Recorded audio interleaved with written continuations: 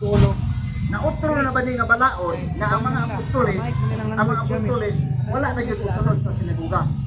O daghang salamat. Sa diyang nabanhaw si Kristo, walay balaod nga nausab. Ang adlaw igpapahulay na gyapon. Dili man na mawala. Pero sa Dio. Odio. Nagyapon lagi ang adlaw igpapahulay. Sa mga Odio. Dili na siya mawala. Ang tanang kasuguan sa mga katawhan sa Dios na agyapon. Karon kung moingon ka nga nagsasabat ang mga Hudyo, nagsasabat man gyapon ang mga Kristiyano. Ang pangutana, unsang adlaw ang sabat sa mga Hudyo o unsang adlaw ang sabat sa mga Kristiyano? Ang sabat sa mga Hudyo, Sabado. Ang sabat sa mga Kristiyano, Domingo. Wa ginanawala ang sabat, bas giling-on pa na ni Kristo. Kaya ang meaning man sa sabat, Apilang Muslim, Bernes. Paulay man yung kasulod sa tulog ka. Dito ka adlaw.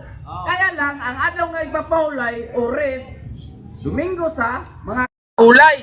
Mitindog siya aron pagbasa sa kasulatan o pagbasa. Basahan niya ang mga nagsimba dito. Kaya ang tigsimba dito sa mga Hudyo, Sabado man. O tunol kaniya ang basahon nga gisulat ni Propeta Isaiah. Unya kung idiretso na to diri sa tumoy, nasuko ang mga nagsimba sa adlaw Sabado. O sa pagkadungog ni ini nangasuko pa kayo ang tanan. Nga dito sa sinaguga, nanindog sila og ilang guyod si Iso, o nasuko sila. O Jesus ngadto sa gawa sa lungsod o gidala ngadto sa tumoy sa bungtod, diin natukod ang ilang lungsod aron ihulog siya sa pangpang.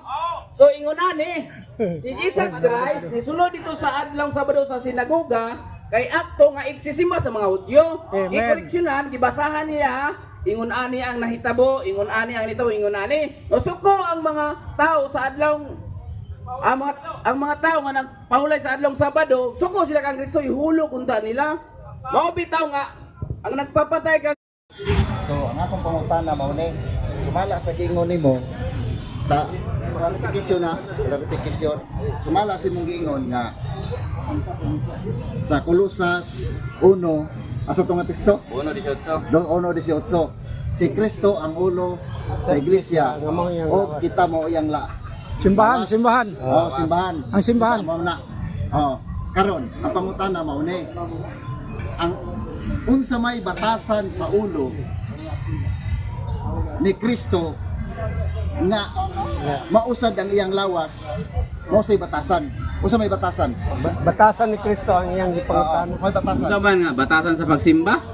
Batasan Ato diretso na lang nato kay kasagaran nimo kasi sa balisa mo ingon Batasan sa tao, si Kristo. batasan sa tao. Isulod sa sinagoga. Adlaw Sabado. Ana. O sige. So ang mga Hudyo Sabado mo gyud siya mosimba. Mao